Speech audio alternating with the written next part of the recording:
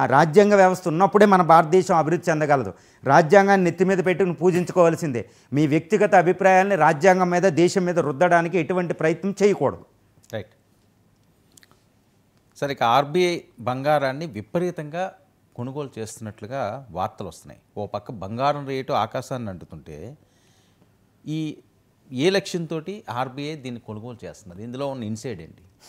Yes అండి, ఇప్పుడు ఈ నిన్న ఒక పెద్ద వార్త ఏంటంటే 1,00,000 కేజీల బంగారాన్ని ఇండియా తన 1,00,000 కేజీల బంగారం యూకే సెంట్రల్ బ్యాంకులో ఉండిపోయింది, బ్రిటన్ సెంట్రల్ బ్యాంకులో. దాన్ని ఇండియా ఆర్బీఐ తరలించింది, నిన్న ముంబైకి తరలించిందండి. 1,00,000 కేజీల బంగారపు కడ్డీలు, ఒక్కొక్క కడ్డీ. ఇంకోటి ఏంటంటే ఆర్బీఐ దీంతో పాటు ఆర్బీఐ మొట్టమొదటిసారిగా దాని గోల్డ్ వాల్ట్ అంటారు, విఏఎల్టీ, అంటే గోల్డ్ని ఎక్కడ భద్రపరుస్తారో దాని యొక్క ఫోటోలు రిలీజ్ చేసిందండి. ఒక్కొక్క గోల్డ్ కడ్డీ 12.5 కిలోలు, ఒక్కొక్క గోల్డ్ కడ్డీ వాల్యూ 12.5 కోట్లు.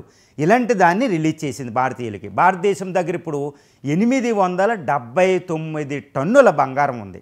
ఇది ప్రపంచంలో 8వ అతిపెద్ద నిల్వ. ప్రపంచంలో అమెరికా దగ్గర ఎక్కువ ఉంటుంది, 8,000 టన్నులు. తర్వాత చైనా దగ్గర 2,000 టన్నులు, ఇండియా దగ్గర 879 టన్నులు. ఇది యూకేలో, ఎందుకు యూకేలో ఉంది అంటే యూకే బ్యాంకులో మనం ఒక లాకర్లో పెట్టామన్నమాట. ఇది ఎలా వెళ్ళింది అక్కడికంటే చాలా విచిత్రంగా ఉంటుందని, చాలా బాధాకరమైన విషయం. అదేంటంటే 1991లో ఆర్థిక సంక్షోభం వచ్చినప్పుడు మన్మోహన్ సింగ్ గారు, అప్పుడు పివి నరసింహరావు గారు, అది మన బంగారాన్ని 40 టన్నులు 100 టన్నుల దాకా బంగారాన్ని యూకే జపాన్ బ్యాంకులో తాకట్టు పెట్టాం.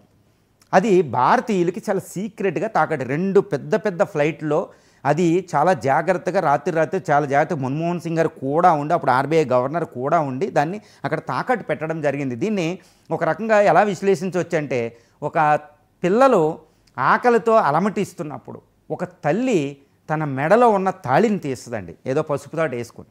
ఇది మనందరం చూస్తూ ఉంటాం అనమాట. ఎలా ఉంటుందంటే, ఒక తల్లి తాళి తీయడం, ఒక పుణ్యస్త్రీ భారతదేశంలో తాళి 2 సందర్భాల్లో తీస్తుందంటండి. ఒకటి భర్త చనిపోయినప్పుడు, రెండోది ఏంటంటే పిల్లలు ఆకలితో అలమటించినప్పుడు దిక్కులేని పరిస్థితుల్లో దాన్ని తాకట్టు పెట్టడానికి తీస్తుందంట. ఎందుకంటే పిల్లల ముందు ఈ తాళి కూడా ఎక్కువ కాదు, పసుపుతోట వేసుకుని తీస్తుంది అనమాట. అలాగే భారతదేశం 1991లో ఈ బంగారాన్ని తాకట్టు పెట్టడం భారతీయులకి చెప్పదు, కానీ తల్లి బంగారం తాకట్టు పెట్టినప్పుడు పిల్లలకి చెప్పదు. అమ్మ ఎక్కడికి వెళ్ళింది ఈ తాళి లేదేంటమ్మా అంటే, ఏదో ఇరిగిపోతే అక్కడ పెట్టానమ్మని ఏదో అబద్ధం చెప్పింది. భారతదేశం ఇప్పటివరకు అబద్ధం చెప్పింది మనకి. తాకట్టు పెట్టిందని చాలా సంవత్సరాలు బయటకు భారతీయులకు తెలియదండి. ఇప్పుడు ఆ బంగారాన్ని మన్మోహన్ సింగ్ అధికారంలో ఉన్నప్పుడే 2014లో ఇంకా అంత బంగారాన్ని కొన్నాడు ఆయన, ఆర్థిక వ్యవస్థ. అదే మన్మోహన్ సింగ్ గారు తాకట్టు పెడితే అదే మన్మోహన్ సింగ్ గారు తెచ్చారు. నేను యూపీఏ గవర్నమెంట్, ఎన్డీఏ గవర్నమెంట్ అంటలే.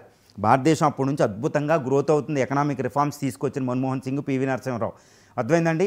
ఇప్పుడు ఈ బంగారాన్ని ఇతర బ్యాంకుల్లో ఉన్నది కూడా తెచ్చి ఇక్కడ నిల్వ చేస్తుంది అనమాట. ఎందుకంటే ఇప్పుడు ప్రపంచ రాజకీయాలు దీనికి సంసిద్ధమవుతుంది భారతదేశం. చాలా పెద్ద షాకింగ్ ఉందండి. ఎందుకంటే బంగారం రేటు పెరుగుతున్నా, బంగారం రేటు ఎందుకు పెరుగుతుందంటే ఈ సెంట్రల్ బ్యాంకులు, ఆర్బీఐలు, అక్కడ అమెరికన్ బ్యాంకు, చైనీస్ సెంట్రల్ బ్యాంకులు ఇవన్నీ ఏంటంటే బంగారం కొనేస్తున్నాయి.